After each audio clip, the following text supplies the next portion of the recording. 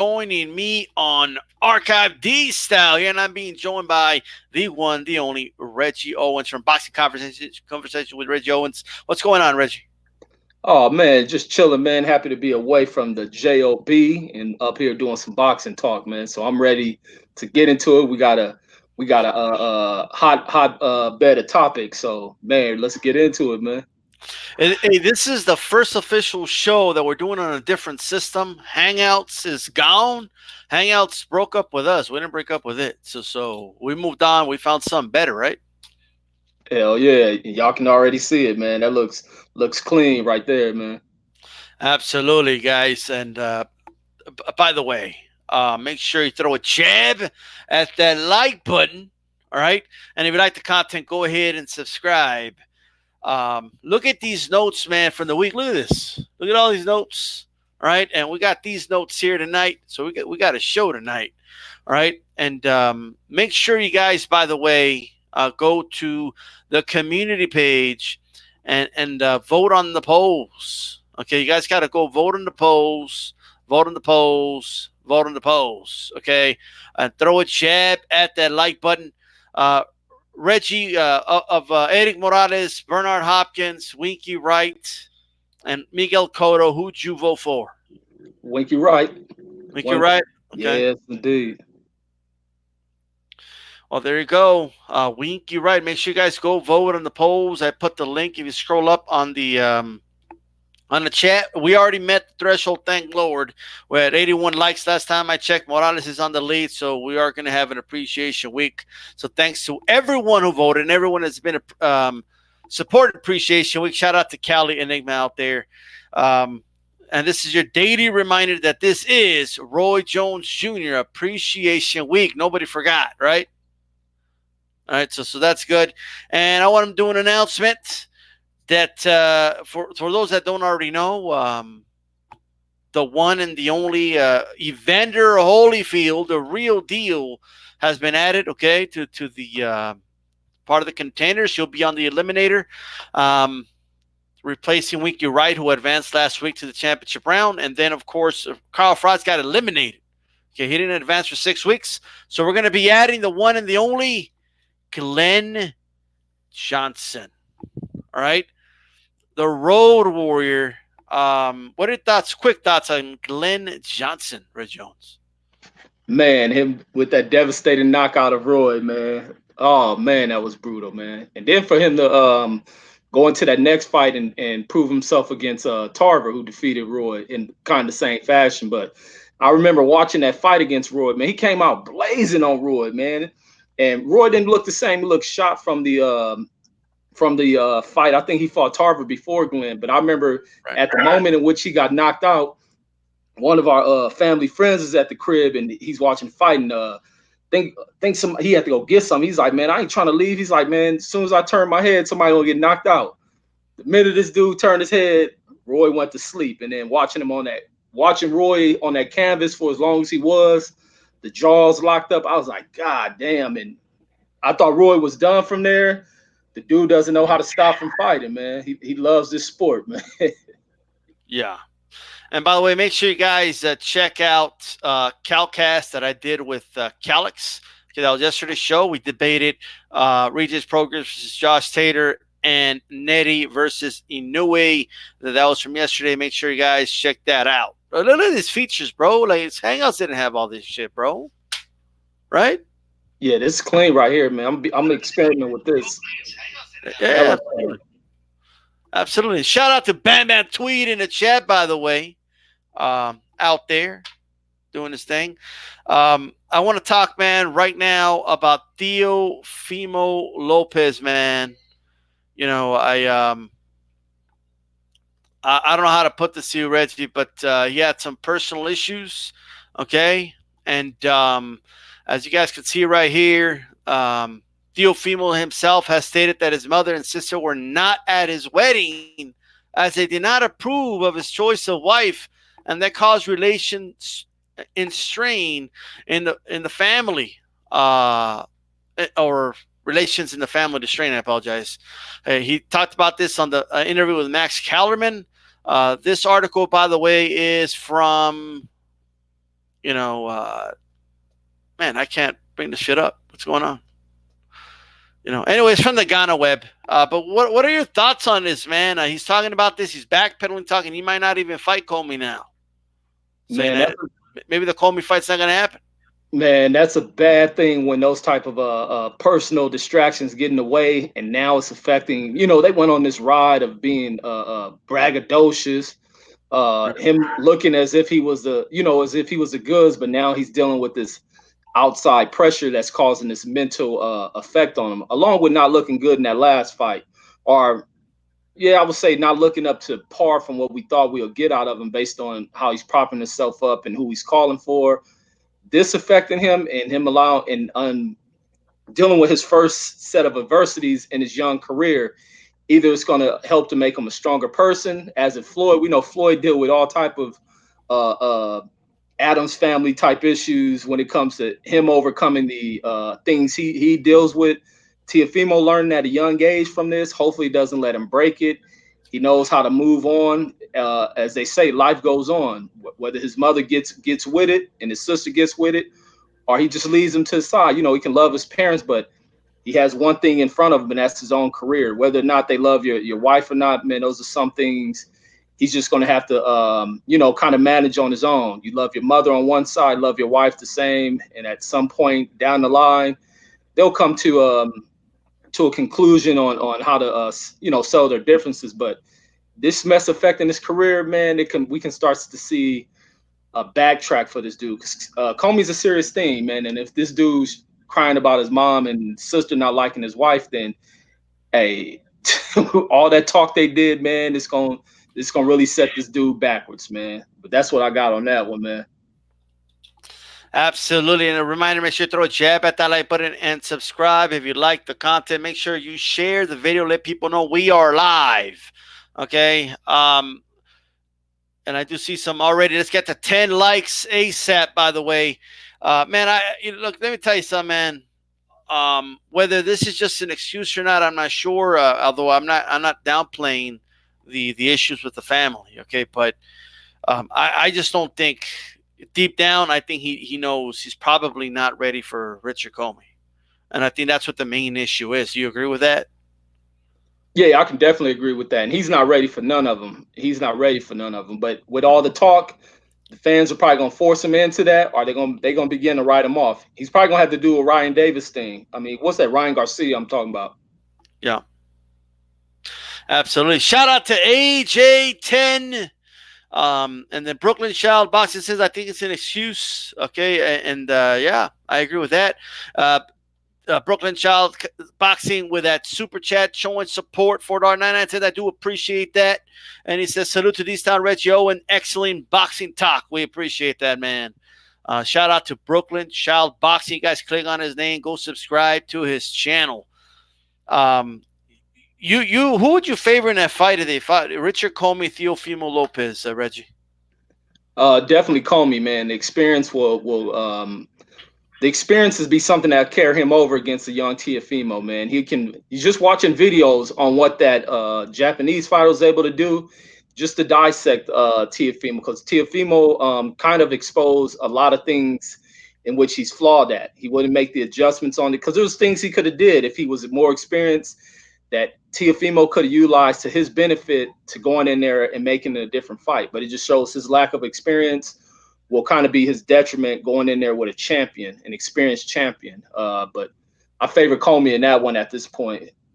But especially Teofimo, the excuses he's come up with. Now he's bringing up the family thing. Then the other side of things after that fight about the guy being too tall and wanting to make excuses and saying he want to see how Lomachenko acts against a taller fighter. But great fighters overcome adversity. So this dude wants everything kind of just to lay in his hand. He doesn't want any resistance in fights, and that's a bad thing if you think you're gonna be a champion. Yeah, I definitely agree with that, man. Look, if you're gonna showboat and do all that stuff when you make it look easy, you're not gonna do it out. That's good, but you also have to, you can't take, like, when someone gives you a fight. I didn't like the Japanese fighter. Say what you want, he didn't come to lay down. You know what I mean? He's like, I didn't come here to lose. I didn't come here for this guy to dance while he knocks me out. I came here to fight. You know, so he needs to learn how to deal with that. Because honestly, how is he going to deal with a loss, bro? Like, what's he going to do if he loses?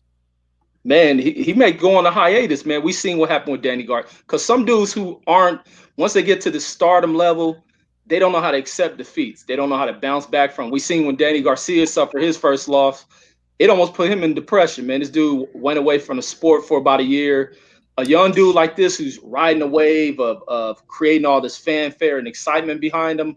Once he deals with people, because once you suffer a loss, you really see who really cares about you. Once he begins to see fans begin to kind of come down on him, it's going to mess with him psychologically as he wants people to give praise and honor to him, and that may not happen in a defeat, especially around a brash type dude like him and his father, and especially with the talk his father does. People want to see him suffer a defeat or some adversity, but him taking a loss, man, will hurt him. But that's why he has to get in this gym and change some things up, man. Really change some things up. Not to say get rid of his father, but they're going to really have to start working on some things and taking the sport of boxing more serious, because at this level, he's not going. Them knockouts about to take a cliff dive. He gonna have to go the full length of a fight. So we just got to see how he performs in that situation.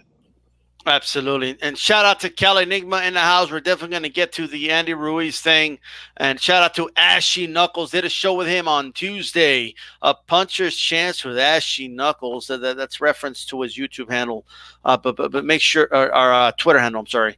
Make sure you check that one out as well. We talk about Areola versus, man, how do you pronounce that dude's name again, bro? The Polish dude. Kawanaki, yeah. Kawanaki, okay. Hey, let me say something, man. Before, sure. Man, I am tripping off of this damn app, man. This shit is clean, man. I'm tripping off of this. I like it. Brooklyn Shotbox is with the talking Teofimo has been. He has to fight Comey. No ands and buts about it. And Boxing Dialogue says Loma is 5'6". Almost all of his opponents are taller than him, man. Okay, and also really quick, Calix Boxing comes on and says Canelo stripped of the IBF. What are your quick thoughts? That's not on the list here, but what is your thoughts about that? I don't think he cares, but what are your thoughts? The sanctioning bodies are finally waking the hell up, man. They're finally waking the hell up. Start putting more value into your belts, making sure those who are representing those belts are taking on the challenges that are appropriate for the sport. Canelo's been too big for his britches, meaning he's too big for these belts in his own mind. But I think it's perfect to strip him, because it kind of sheds lights on to fans of thinking like, what's going on with this dude? And then them coming to get information and hearing us speaking the real about who he's avoiding. But I think this is a good thing for them to take the belts, allow other hungry fighters out there to clash for those titles. But about time, it's well overdue. They took long enough, but I think it was an appropriate thing to do. Yeah, absolutely, man. No doubt about that. And make sure you guys subscribe to my dude, Ashy Knuckles, by the way. It is live, isn't it? Like, I can't get over this thing. I can't get over it either, actually. You ever feel like, man, why didn't I do this like a long time ago, right? But what are you going to do? 5'7" on BoxRec says, so how tall is Teofimo? I think he's probably, what, 5'6.5", maybe? I think so, or probably about 5'7". Because, well, dang, how tall is it? The other dude, I think it's about 5'8". I don't know about that, though, Boxing Dialogue. I mean, I don't know if everyone's tall. I mean, it's the lightweight division. You know, when he moves up to 140, he is going to have an issue with size. There is no doubt about it, man. No doubt about that. And also make sure you guys subscribe to just put it on YouTube, man. Boxing Conversations with Reg Owens. I will put the link to his channel after the live feed. You guys can go subscribe to his channel. And now, look, this dude is getting taller as the stream progresses. Now it's 5'8", right? So I don't know, man. What are you gonna do? Moving on, man. This is a very disturbing story, man. It really is. This is a very disturbing story. Baldomir, and it's not enough time. 18 years is not enough for what he's being accused of. Okay. And by the way, Teofimo's going to be like Shaq size by the end of the stream at this rate. Okay. But with that said, Baldomir going to prison, man, for sexually assaulting his daughter, man. And apparently this happened for years. And from what I've read, there is many witnesses. What is your just not as a boxing fan, but as a human being, or your thoughts on this, man? Man, I'm a pops, man. So that I was appalled by it, man. And just seeing the actions in court, like I seen the video when they were, I forgot where I was watching. They show him in court, and he's flicking people off. I'm thinking he was going to jail for some drug charge, or he part of some cartel or something. When I seen it was over what he was doing to his daughter, man, it hurt me. But I wish somebody would have done something to him, man. Ain't no way something happened with my daughter. We going to court. Like I'm gonna go right through trial. Like I'm a soldier it up. She ain't gonna never come to me talking about somebody done this and this and that. But it's bad for this girl where a girl finds protections in their father. Now when she has her own father molesting her, ain't no telling what kind of threats he made to this girl where she withheld this personal issue she was going through. But somebody in the family, man, an uncle or somebody should have off this dude. Ain't no way he should be ever going to court over this incident. He should have been dead in the house. But now he goes, he doesn't even really, gets the appropriate amount of sentence. He's doing 18 years and coming right back out. I don't like that. I think he should have been sitting down for way longer than that. But yeah, somebody in the family should have offed him. Ain't no way you allow this to happen to the precious women in your family. But we live in a world in some countries where they undervalue women. They treat women like shit, and then for you to do it to your own child, ain't no way, man. They should have hung this fool. Look at this. A court in Argentina, this is by BBC.com, a British news organization, says Baldomir, 48, was found guilty of repeated sexual abuse of a child. The court heard that the abuse began when the girl was 7 years old and lasted for 2 years. Baldomir was the WBC champion for 10 months in 2006 after he beat unified welterweight champion Zab Judah in New York. He defended it against Gotti, but he lost it to Floyd Mayweather in 2006. The boxer retired in 2014 and became a trainer. Baldomir has already spent almost 3 years in pretrial detention in Province Santa Fe after his arrest in November of 2016. He denied the charges, and his lawyer described the sentence as very high and excessive. When he arrived in court last week at the start of this trial, he was defiant, raising his fist and showing the middle finger to journalists. Prosecutors had asked for 20 years in prison. First of all, for the lawyer saying it's excessive, the hell with you, okay? But what are your thoughts on that, the way he's been acting, man? Like the way he acted in court and all that. He think he's above the law, man. Entitled fool. He probably been treated like royalty, being he's a boxer. The boxer who became a champion. The huge upset over Zab, they probably praise him. He just thinks he's above the law, man. And ain't no telling. I wonder what took the wife so long, or did she report this as soon as it came out to her? I think they said she reported, but I wonder if but people say they witnessed this. How long did they hold on to this information? And especially in countries like that, to where athletes receive such praise that they, a lot of things that are reported about them get swept under the rug. These dudes can pay people off. There's a lot of corruption in countries like this. But I think it's ridiculous for him to think 18 years is excessive, man. It's no telling what type of criminal shit goes on there. And like I was saying, they treat women like shit. Women are kind of without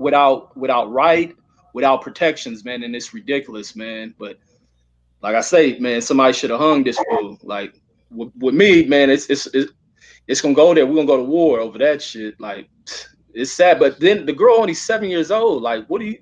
Man, this fool is something else, man. Your own blood, man. Yeah, I cannot believe it. I mean, it's one of those things, and it just sucks that one of our, athletes, or one of the participants of the sport did this. I mean, this is that's just terrible news, man.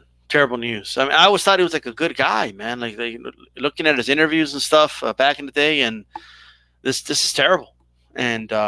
That's all I'm going to say about that. And I know a lot of people he was found guilty in a court of law.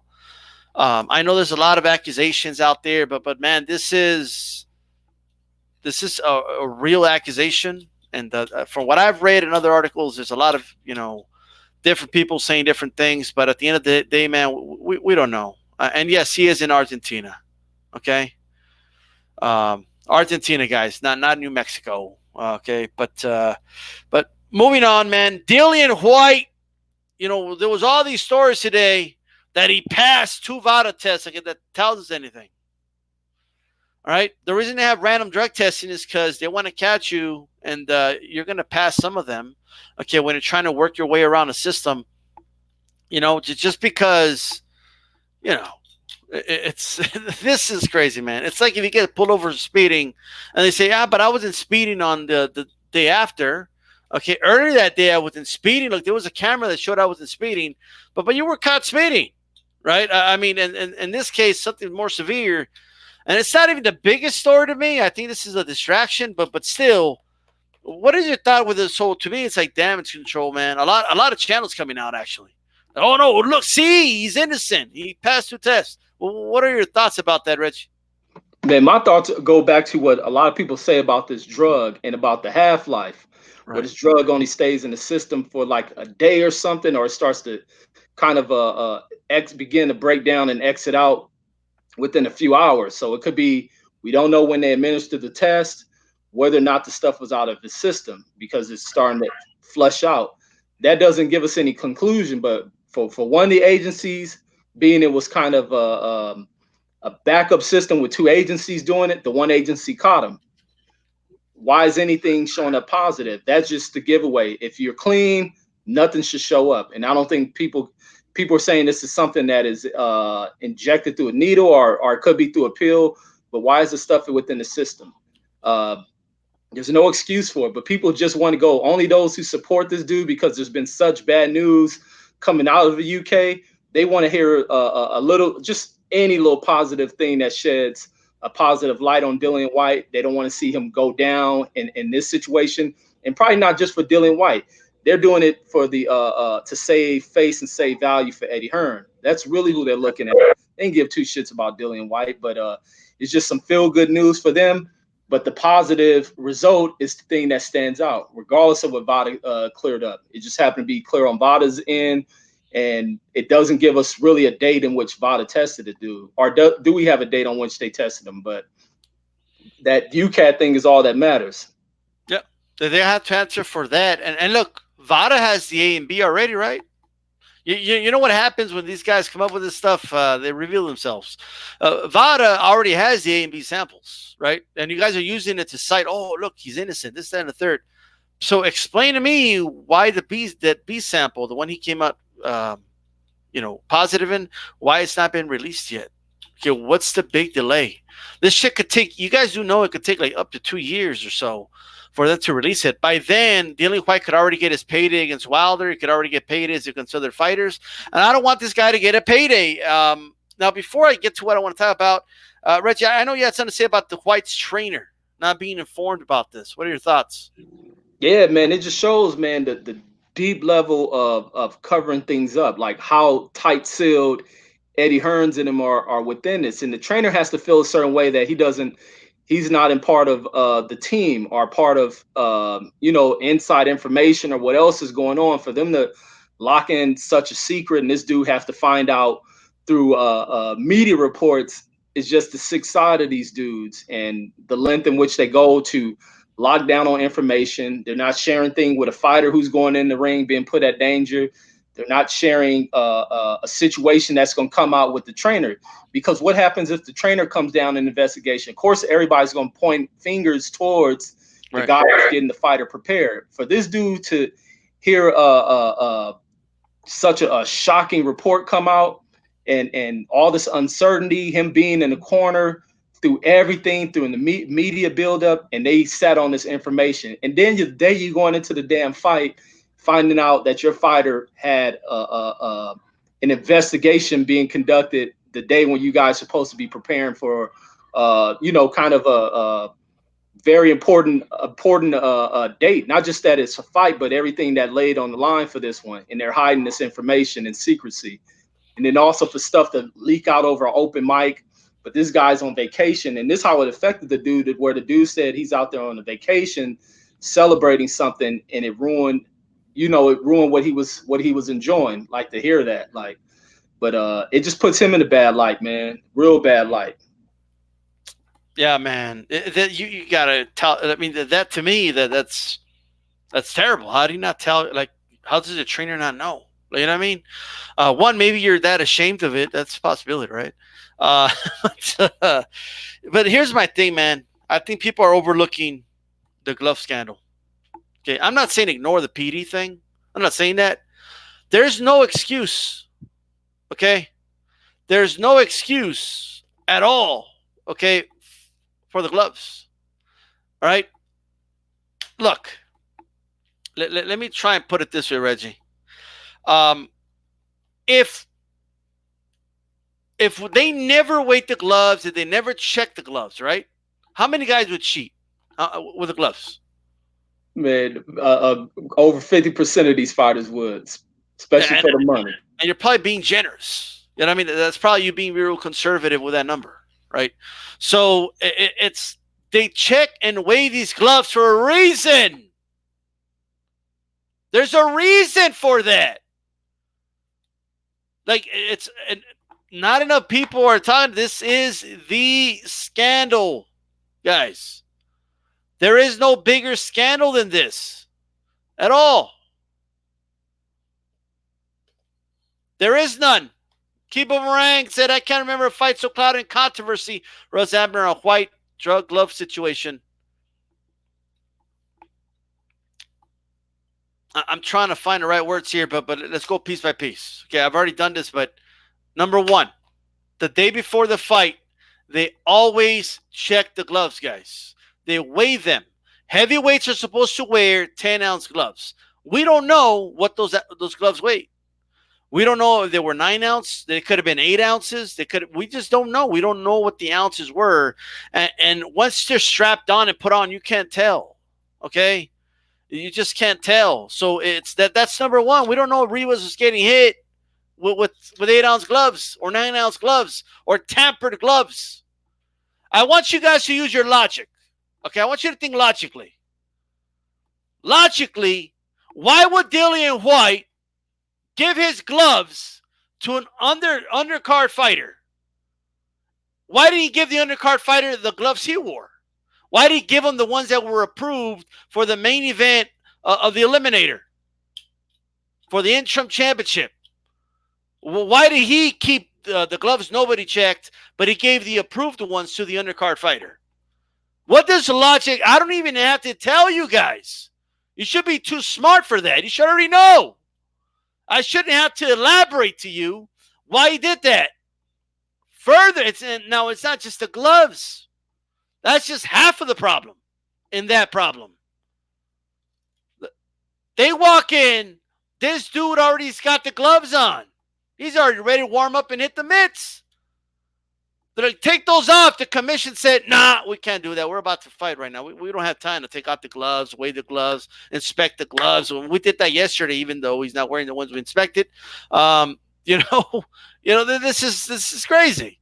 So we don't even know about the wraps, dude. We don't even know if he had illegal wraps on. We have no idea. We don't know. So I want you to think logically without me having to spell it out for you and just say it. I want you guys to think about it and think logically. What does logic tell you? Why was that done? There's only one reason. There's only one answer. Reggie, what are your thoughts?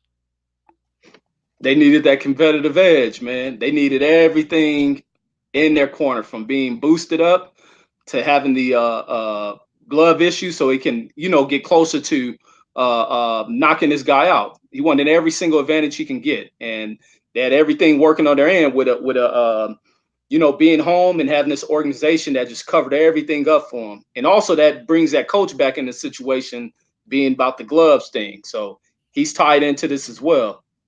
But yeah, that's what I think, probably to give him the advantage to securing this victory that he needed to get this, that mandatory shot. That's what I got on it. What was you about to say about it? All right. Well, can you repeat that? I'm sorry. It cut off for a second.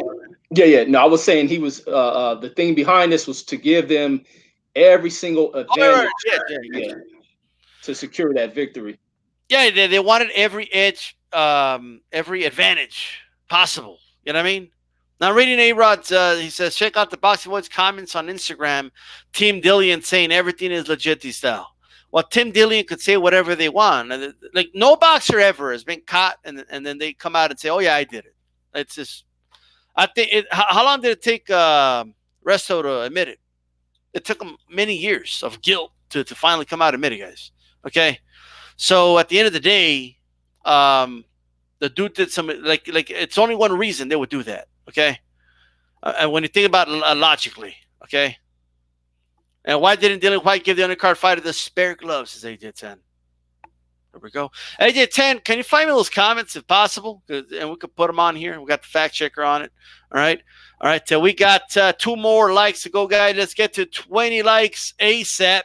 All right. For the content. Do you have any final thoughts for now on this? For now, I say, because this shit every day something comes out for this Dillian Whyte situation, Reggie. Man, I'm waiting for them to speed it up, man. With the sample B, I'm pretty sure it's already out. I'm pretty sure WBC has it. They just waiting to sit on it. They're probably coming up with the punishments. They just waiting for the they're probably giving a date to hold on before. Probably next week they'll release it, and the WBC is already ready to throw out whatever bans they ready to put out there on these cats. But right. Yeah, I can't wait for them to drop the hammer on this dude. But I think he's guilty. Ain't no way he's walking away from this one. Yeah, I don't think there's any walking away from that. Now we're going to go ahead and talk about the one, the only Big Baby Miller. Speaking of drug controversies, PD controversy, the trainer of Miller talking about how Miller was hell bent on that competitive edge. What are your thoughts on that, Rich? Man, it's revealing, man. It speaks to everything that has always thrown people in awe about Big Baby Miller. A dude, 300 and damn, what's this dude going in 320? Looked like an NFL lineman with the output rate of a damn welterweight. Man, this dude, it was just amazing. But you think this guy was just well conditioned, just carried a weight normally. But with this trainer coming out, speaking of everything that went down within this camp, here this dude getting the opportunity of a lifetime. He's not doing the things where he didn't want to take this camp to where the trainer wanted it. He wanted it up in the Colorado mountains where most people go train in the higher elevation. He wanted him to drop some weight down, get himself into the best cardio shape that he can possibly do. Big Baby rejected it. He had his own thing. He's going to tell the trainer what he wanted to do. He wanted to go down to Florida. He started bringing around folks who this trainer, never known. He wasn't cool with. Why are you bringing bodybuilders around? Why are you bringing these cats who do the strength and conditioning cats from the track world who have no idea what's going on with the sport and boxing? And we know track and field is heavily tainted with PED users. And that's what comes out of with a lot of these cats. You even hear with Victor Conte, he was heavy in the track game.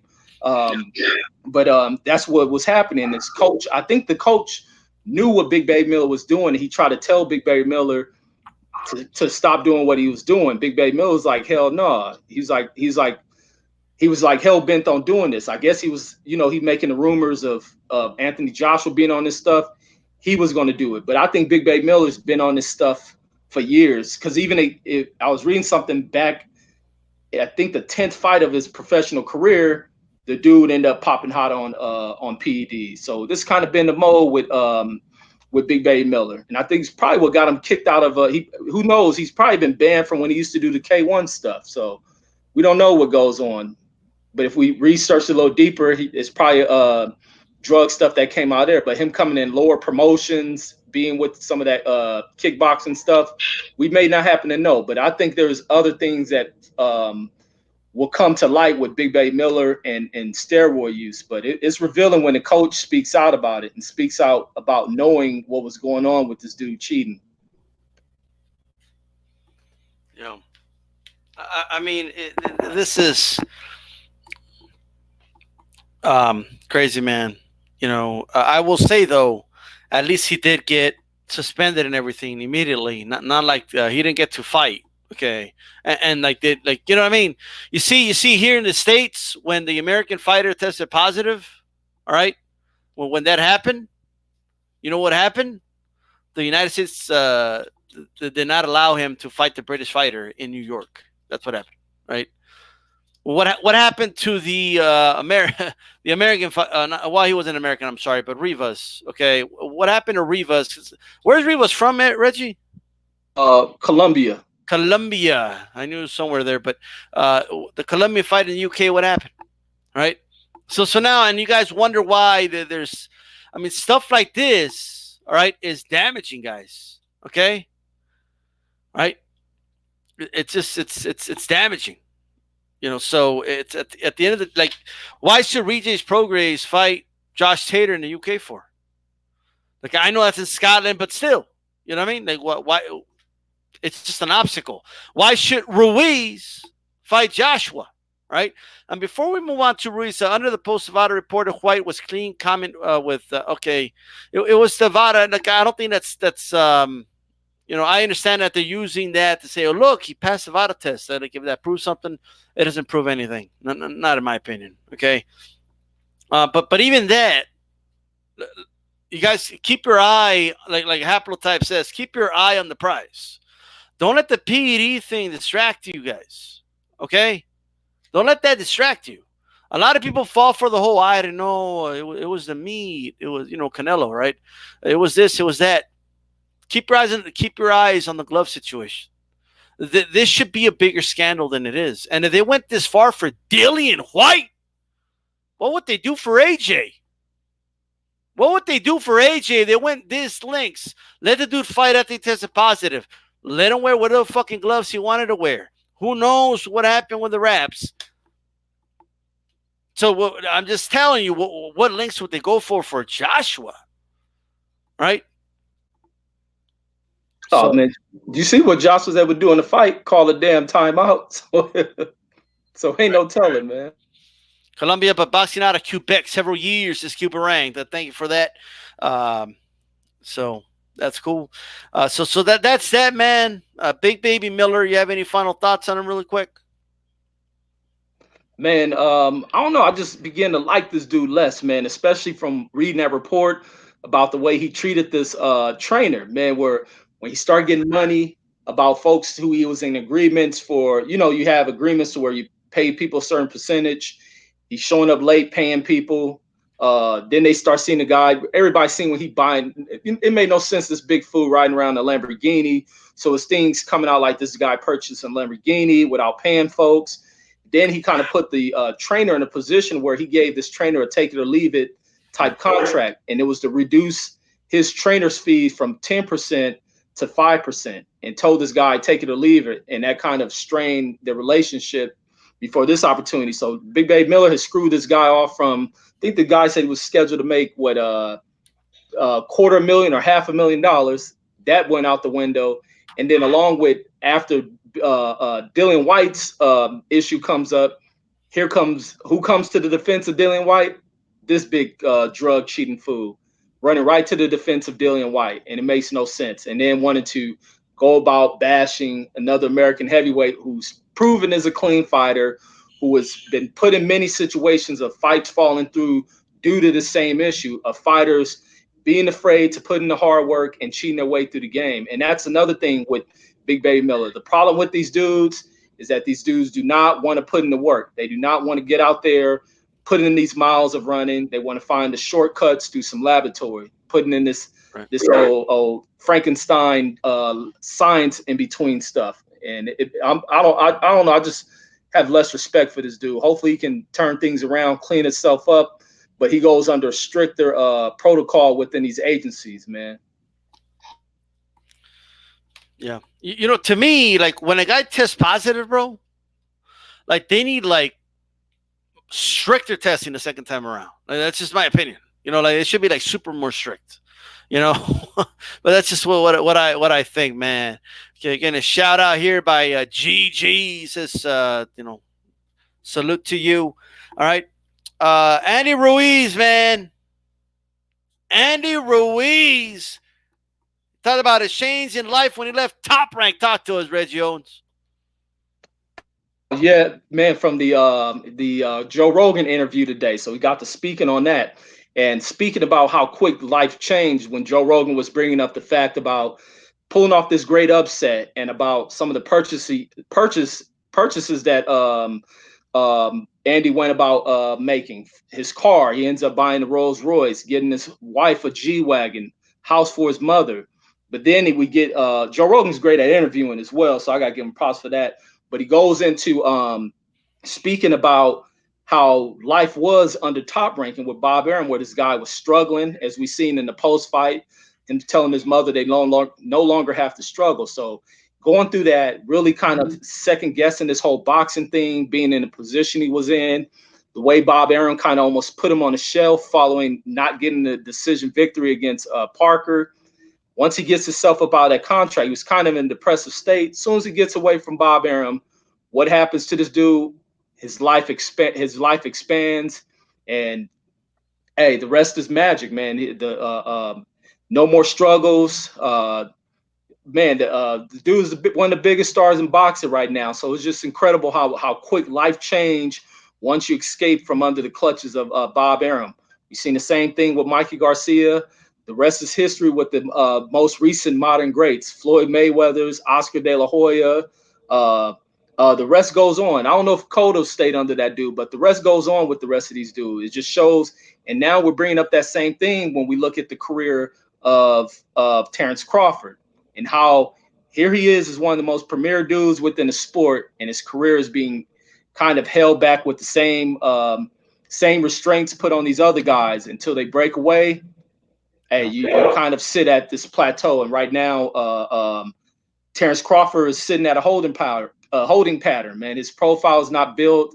The money he's making should be way greater than that guaranteed contract, but he's gonna learn a tough lesson, and he may be a dude who doesn't find value in himself and break away, and it's gonna be unfortunate story for Terrence Crawford. It's gonna be a story we're gonna be speaking about the what if, but I don't think he's breaking away, and it's a sad thing for this dude to not find self-worth within himself. Or maybe he is. He's starting to be more vocal now. But it's going to take for him to follow the steps that these other guys have followed. It's always about studying and learning, learning history, man, seeing what happens. And Bob Arum has a very bad history when it comes to folks, man. Yeah, man. I can't look. I will say this, sometimes every fighter situation is different, right? Like somebody just put Bradley got paid with Uncle Bob, but would he have made more if he left? We don't know, right? He did well for himself, good for him. But I will tell you though, Bob threw him under the bus after that first Pacquiao fight, right? I'll say that. Even if he felt Pacquiao won, I mean, you got to be a promoter, okay? I also think he did horrible with Ringendow. That's my opinion, okay? But a lot of fighters did well for themselves. I'll always say, and what's surprising in the Andy situation, when it comes to building a fighter, Top Rank's probably the best. Okay? I mean, building a fighter. But once your name is known, once people know who you are, you're better off leaving in most cases. That's just my honest opinion. So you can look at the people who left, and they did a lot better for themselves. Okay, De La Hoya is a really good example. Mayweather is a really good example, right? And maybe you could find examples where that wasn't the case, but I am seeing most, not all. But in the case of Andy Ruiz, I don't. Top Rank missed the ball. I honestly believe Arum looked at him and said, "This guy's never going to be a world champion," and whatever. I think he called him a flat. Well, he didn't call him but he said he looks like a fat slob. Like it's just, why say those things? What is that going to accomplish when you're the promoter? Okay, of them. AJ 10 saying Crawford should have left, and I kind of agree. I think as a boxing fan, more fights would have been accessible. So I'm looking at it from my perspective too. But we will see how it works out for Terrence, man. But that's that. And of course, I know you heard the news, Reggie, that Andy Ruiz is talking about how he is going to come back or not come back, but it's going to be. This is from Boxing Scene. All right. And Andy Ruiz says Joshua rematch details to come out pretty soon. WBA, WBO, IBF, IBO heavyweight champion Andy Ruiz expecting the details of his rematch with Anthony Joshua to be revealed in the very near future. Back in June in MSG New York, Ruiz dropped Joshua 4 times before the contest was waved off in the 7th round. The outcome was shocking, with Ruiz entering the fight as a late replacement for Gerald Miller, speaking of the devil, who was pulled from the bout after testing positive for performance-enhancing drugs. What are your thoughts about this, man? Hopefully we can get in boxing, soon could be anything. It could be tomorrow, it could be in a month, but assuming they mean normal soon, what are your thoughts on this? Man, my thoughts is he better not take it to the UK. He better not cave to these dudes. He's a champion. See what went on. He better keep that fight about the UK, or else move away from them and take on this. Right. Wait for that undisputed matchup, but he better not take that fight into the UK. So hopefully in this news, it's not a UK announcement, it's not a card announcement. This Khan guy. Eddie Hearn is too hell-bent on going back to the UK. The ball should not be in his court, and there's a reason behind why Eddie Hearn is being so vocal about taking the fight up over there, especially when Anthony Joshua had already made it clear that he wants to fight back in New York. But here is this fool who's not putting in any work, so hell-bent on taking it to a place where he rules over the sport of boxing as far as under the table type deals. He's greasing a lot of palms over there and getting very controversial stuff to fly by over there. But this dude, Ruiz, is the champion. Hopefully he doesn't cave in to taking that fight over there, because he's going to need a knockout if he wants anything. And he a fool if he believes things are fair. And I don't think he's a fool about that. Yeah. Now, the reason I'll show the whole article, because that is content from Boxing Scene. You guys could check out the article, okay, at their website. Make sure you visit Boxing Scene for that. G-Funk84 says Ruiz better not go to the UK. Nopal Aaron spoke very bad about him being Andy Ruiz. So that's that. And AJ believes the fight will be back in New York. And that's that. With that said, man, I agree with you. I agree 100% with you. Ruiz has no business, okay, in the UK. Not after a lot of the scandals that have been occurring, man. After a lot of these scandals, man, I am not sure, okay, I'm not comfortable at all anyway with this fight, man, being in the UK, bro. I just don't feel comfortable with it, and I think they're gonna, like I said earlier, right? What did I say? If they did that for freaking White, what links are they gonna go to for AJ, bro? Okay, like I'm not even joking when I say that. Like, well, what would they do? What links would these guys go for AJ? Man, Ruiz can knock AJ out, and they'll flip the decision and disqualify him or some shit. He better stay a light year away from the UK, man. They will definitely pull some dirty crap on him. DQ him for knocking him out.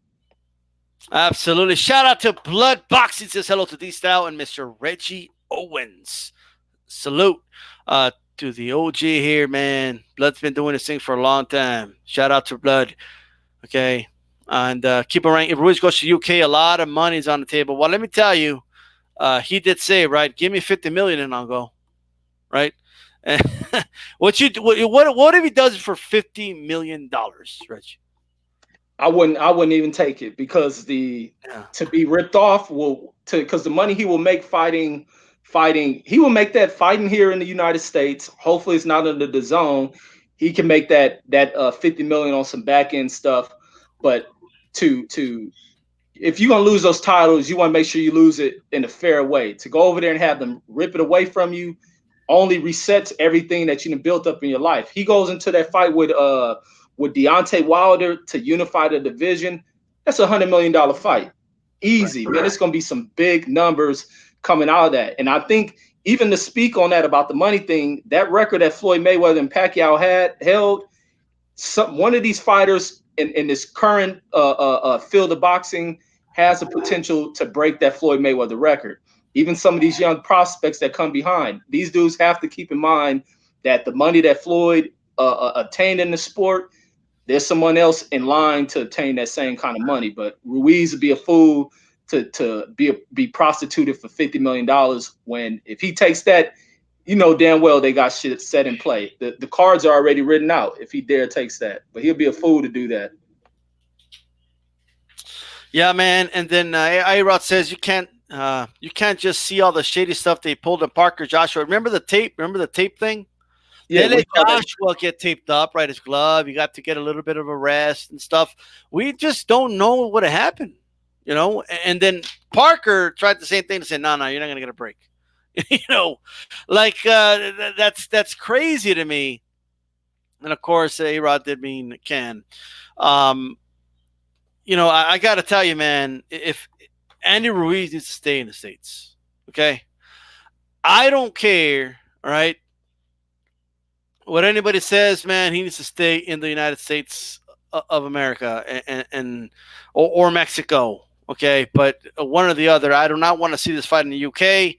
And for UK dudes that keep complaining, right? Now I know, right, what Chisora meant after the fight, saying this wouldn't have happened if this was in London. If this was in London, this wouldn't have happened. Well, I think I know what you mean. Okay, he wouldn't have his cousin as the ref, and his Eddie's advisors as the judges, and they got the BBBC of whatever. Well, what do they call it again? British boxing control something. Yeah. Right. So at the end of the day, man. At the end of the damn day, do not go to the UK. And you UK dudes, you know what happened when an American fighter got caught here? He got suspended. Okay? They protected the UK fighter. And I guarantee you, they did not let Andy Ruiz, you know, just use whatever gloves he wanted and not let AJC or AJ's team, you know what's going on. I guarantee that wouldn't happen here. Even with all the corruption in all of boxing, it wouldn't happen here, right? It just wouldn't. So at the end of the day, that's all you got to say, man. Well, what do you think about them telling, Rivas' team, hey, look, that's the type of glove he would wear? Like, what are your thoughts about that? Man, Rivas and the team should have raised more hell, man. I don't know. Maybe they just felt like their hands were tied against them. Maybe the money was too big. The money must have been great. And this is the thing where people prostitute themselves for money. But they should have put their foot down. Or even when they went in the fight, they should have made sure those gloves were confiscated from Dillian Whyte. And I want to go back and review and see what happened with those gloves. That's why I want to go back and review to see what went down with the gloves at the end of that fight. But Rivas and them team, I guess they're not, the situation is new to them. They didn't know how to handle it, but they should have been more vocal. They should have made a scene out of it and pressed for those gloves. I don't even remember seeing them at the post-fight press conference because I always like to watch post-fight press conference. I don't remember seeing Rivas being, given a post-fight. So it just probably shows how Eddie Hearn had a control over this event to where the guests to the country weren't even given an interview post-fight to where reporters could have asked about this glove situation, so we could have got more out of it. It was almost like Rivas and his team were shut out of everything as far as speaking to the media. Like, and that's the other thing, man, that bugs me. But his team should have been more vocal, and they should be more vocal now, man. It should be somebody with a channel in Canada trying to interview Rivas so we can hear some of the questionings. But they need to get on the camera and speak their side of things. Absolutely. The British Boxing Board of Control. There you go. The fact checker put it on there. Okay. And what's up to Dan the Man? By the way, go subscribe to Dan the Man, guys. And subscribe to Blood Boxing and check out Blood Boxing's documentary on Sweet Pea Whitaker, man. Great work. Make sure you guys check that out. All right. Here's what I'm going to say. All right, that's going to sound harsh, but if Ruiz goes to the UK, I hate to say this, but you have coming what comes. Okay, like it's like you're asking for it. It's almost like you're aware that it might happen, but you think you're going to win anyway. Okay, I'm not saying it would be right, but they're going to screw you over, man. Like I'm just saying, I'm confident. Are you like? Do you have any doubt in your mind that they're going to screw him over if he goes to the UK?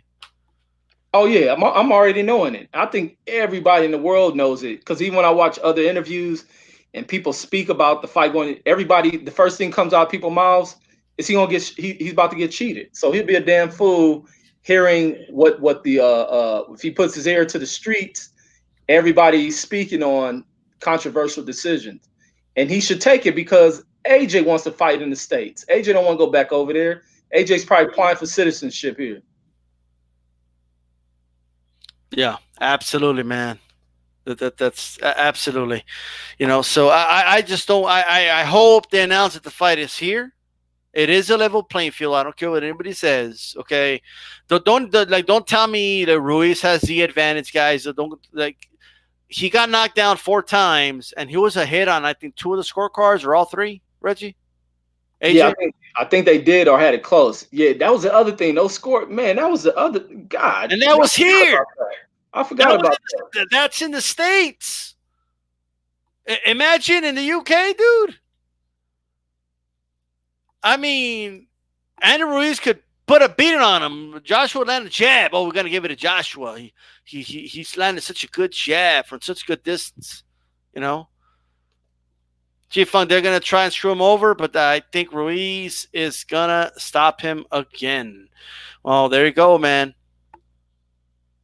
And James asked before we move on, but in reality, even if he does get robbed for the fight, he's still a winner. He's going to make millions of dollars. Well, at the end of the day, you can make millions and win the fight. You know what I mean? Or get it's all we want for all you UK dudes. We just want things to be fair across the board.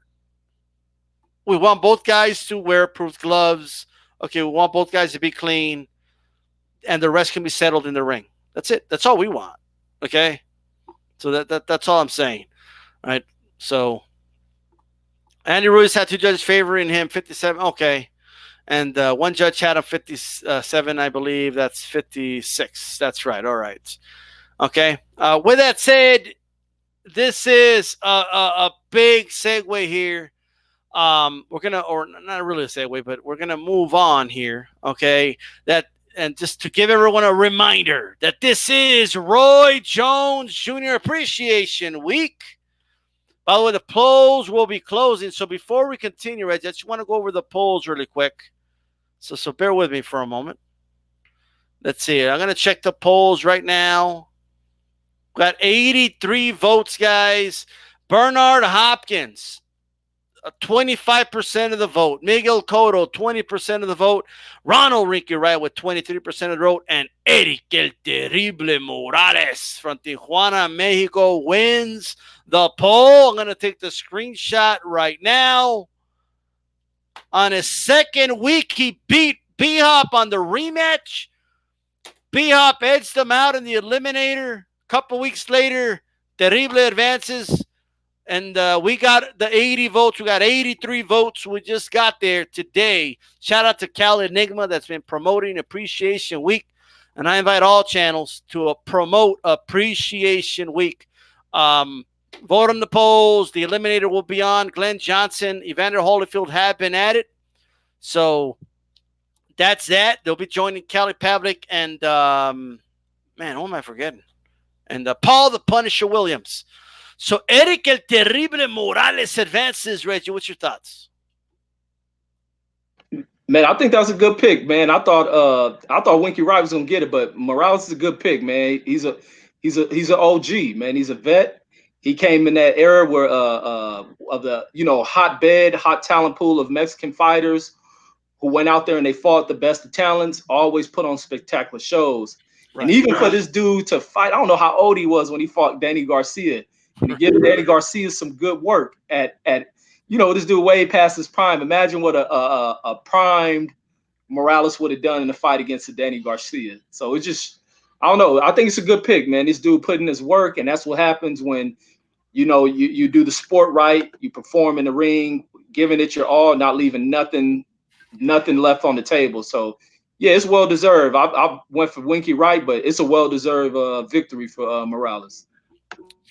Absolutely. By the way, reminder: make sure you throw a jab at that like button.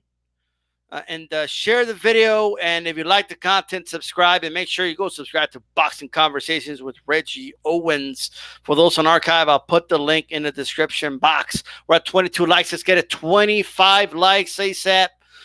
Reggie, talk to us about your favorite Roy Jones Jr. memories.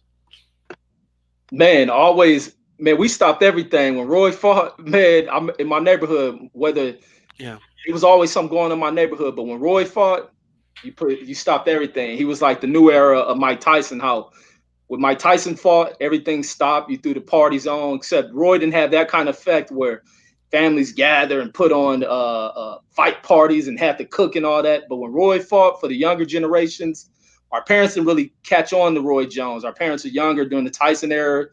When Roy came about, they were a little bit older. He was a little bit more flashy, and he appealed to us. But everything went to a stop when Roy Jones was in there, and we just kind of mimicked. He was almost like the Allen Iverson of boxing, where Allen Iverson kind of captivated a young crowd. He kind of changed the game. That's what we seen with Roy. We never seen a dude with the hand speed. It was poetry in motion, man, when it came to Roy Jones. And that's the thing that just stood out for me, man. All of us were like captivated by this dude, where everything around us stopped, to where we focused in on the TV just to see what this guy was going to do.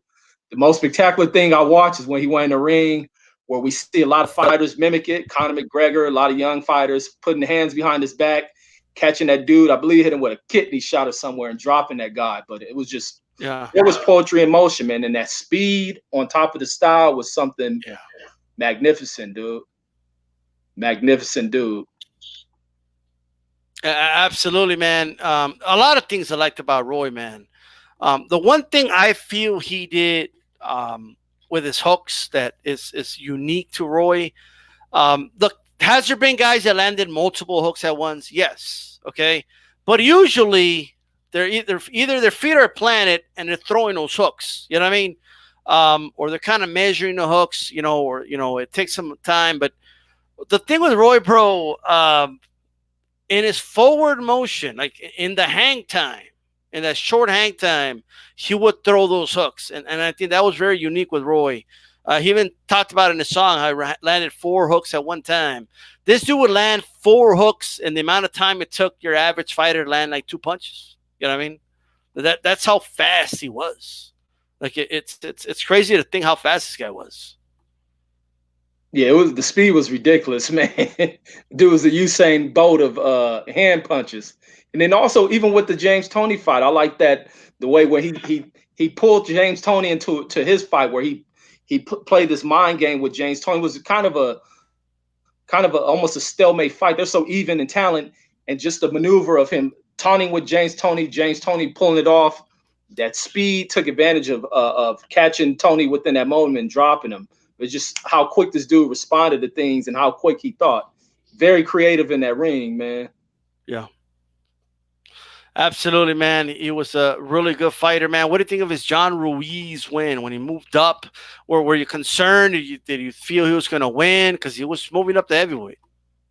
Yeah, that's the point where I didn't like what he was doing, man. I thought because things became so easy, so he started doing a lot of gimmicky things to me. I thought moving up in heavyweight was a little bit excessive, but lucky he didn't move into fighting none of the true dangerous heavyweights. He went in there with Ruiz, got that quick victory. But when I knew something wasn't going to be right when he went into where Tarver was calling him out, because Tarver was in pursuit of him. Him losing that weight, I just knew something wasn't going to be right. But I just knew something wasn't going to be right with him. He looked different going into the fights. Wasn't the same dude. It was just too quick of losing that kind of weight and going to a fight. But that's where he allowed Tarver to get into his head, and he took the bait, and it ended up kind of setting his career backwards. He should have took the natural progressions, stayed probably stayed at lightweight. I mean, light heavyweight. He should have stayed there. But he's still a great. Nothing takes away from what he's done. But hey, man, nothing takes away from it. Yeah, and you know what? I can't get over how good this guy was, man. To me, I was in Kelly Enigma's channel earlier, and he asked who would win, Roy Jones or Sugar Ray Robinson. Now, anyone who's been subscribed to me for a while knows, in my opinion, Sugar Ray's probably Robinson. That is, he's probably the best fighter of all time. But I don't know if he beats Roy in Roy's prime at 160. That's I just don't. I don't know what you guys think in the chat, but I don't. In Roy's prime, I don't think anyone beats him. Like this guy was a light heavyweight. He had the fastest hands in all of boxing. When you had some pretty good fighters in lower weight classes, that is unheard of. Like this guy had the hand speed of a lightweight. Okay, and he did have pretty good punch power too. He knocked some dudes out with one punch. Just body shots, a Virgil Hill body shot. I mean, vicious, right? Montel Griffin got him back. What do you think about that disqualification loss to Montel Griffin? I thought it was BS. They were looking for a reason to give this guy a defeat. They were looking for something because of his brash ring entrances, how cocky and confident he was. It was just something they thought they would use that as a way to humble him, being that he did make the mistake, but it wasn't malicious. It didn't warrant being disqualified. But I think Griffin even played into it. Griffin put on that kind of an Oscar performance and acting like he couldn't go on. But they were just looking for a reason to give him a blemish, but he revenged it as well. So that was thrown right back in them fools' face. Now, I want to segue to Roy's, something we haven't really talked about this week. I just want to touch on it because it's something else he did that I think he was really good at. Not only was he an amazing fighter, and he even promoted his own fights too, but aside from that, man, the one thing he did was he was a phenomenal, in my opinion, really good at calling fights. You know what I mean? He knew how to call those moments, and it's what are your thoughts on him and his commentating? Man, I liked it. I liked him better than anybody who was on HBO. But like I stated, it would be smart if I have to be at somebody's house to catch it with his commentary, because I got in the habit, I don't listen to commentary when I watch fights. But if I'm at somebody's house and they're watching a fight and I listen to him, Roy was always on point. And someone brought up, and when we were at that Charlo fight, about why we haven't seen him back on, calling fights, and it's because HBO has him still locked in a contract. So I think once that contract expires with HBO, even though they don't do boxing, he will be back on the panel, and hopefully he replaces Paulie Malignaggi. From what people are saying, how biased he is, to where Paulie can spend his time over in the UK calling fights. But yeah, he was definitely great when I heard him in the moments of calling the fights, and he knows the game, man. He knows the game. He ain't gonna BS it. So yeah, I definitely can't wait to see Roy back up on there. I'll never forget when Marquez knocked out Pacquiao. We had Marquez at Queensberry week a couple weeks ago, but man, I'll never forget it. He's not getting up, Jim. He's not getting up. He's not getting up, Jim. Because Jim was like, Pacquiao's down, and it looks like he's gonna he's not getting up. He's not getting up. He's not getting up, Jim. It's not gonna happen. Like the moment he fell, Roy already knew. He already knew. He knocked dudes like that out himself. Like he already knew that he's not gonna get up. But and one thing I loved about Roy, man, despite him being at one time one of the most naturally gifted fighters, and his reflexes were unbelievable, athleticism off the charts. The one thing about Roy is that, man, he knew how to call fights, man. He knew how to call fights, and he knew how to tell you about the strengths of fighters, and also break down fights and give credit where it's due to fighters. You know what I mean? So you got to give credit, to Roy for that. I think he did a great job as commentator. This guy did everything. He rapped. He was a commentator. He was a fighter. He played. And yes, we talked about that yesterday. But he did play a basketball game. I think it's like a minor league basketball league that he was playing, and he was not off the bench. He was starting point guard or something like that. And then he wrapped himself to the ring with a headset like this, okay, himself, and then he beat up a professional boxer in the ring. That's Roy. You know what I mean? Like that's Roy. And the crazy thing about it, you knew that if he got knocked out, that would be the fail of the century. You know what I mean? When he kept his hands low and dared guys to come at him, he was. Yeah, I mean that could have been the fail of the century, but he did things you're not supposed to do, and he got away with it. You know, and that's Roy Jones, and that's sad, man. How what are your thoughts? You know, to close this out on him kind of dragging his career too long. Man, it was unfortunate, man. I wish it kind of took away from the generation that came after me, because everything's based on time periods to where younger kids who are coming up, who are starting to watch the get into the sport or watching it, and all they're seeing is this dude getting beat up, and they probably look at him for less than what he was. And I think that kind of just ruined them, just not knowing when to let the sport go. But it's hard that's the problem with a lot of athletes, when this is all they know, and they can't lose the itch for the sport. But it was unfortunate based on how younger fans viewed him, and it's before they can go back. And now that YouTube is coming so big, now they can go back and watch his greater moments. But they're probably adults now. But that's the only thing. It just kind of took away from the greatness in which how people should have viewed him. But once again, his thing's being resurrected because people can go back and see, they can review the greatness of Roy Jones, and they can also get to where things start to go wrong with Roy Jones, and that's him shooting up to the top of boxing and weight, and then coming back down. But they can go back and receive this history. Especially, we got all the historians like Blood Boxing who can give people the knowledge they need to know what's the truth. So, but yeah, that's the only thing. I wish he just would have. When he suffered that first knockout, he should have gave it up. Even when he suffered the second one, he should have gave it up. Like, I think the dude probably still. I don't know if he's retired yet. That's the other crazy thing about it. I don't even know if he's retired. Well, I'm assuming he is. He had a send-off fight, but I think he is. I think he's retired. But if he comes back, I hope he doesn't. Right. But I hope he doesn't. But I'll be like, what the hell? We'll do another appreciation week. With that said, guys, that's the show. We ran through this whole thing, man. This is a loaded show. Reggie, any final thoughts? And tell everybody where they can find you.